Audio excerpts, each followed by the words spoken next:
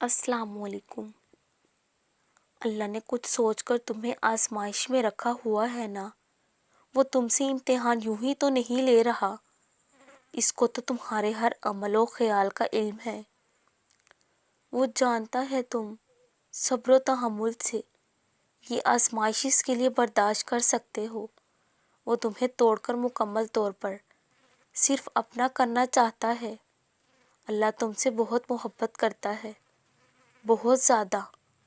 وہ کبھی اپنے بندے کا برا نہیں چاہتا، وہ تو بس تمہارے دل میں اپنی قربت پیدا کرنے کے لیے تم سے امتحان لیتا ہے، تمہارے حالات کچھ ایسے کر دیتا ہے تاکہ تم اس کی طرف آؤ، اس کو اپنے قصے سناؤ اور وہ تمہیں سنتا رہے، تم اس کو محسوس کرتے رہو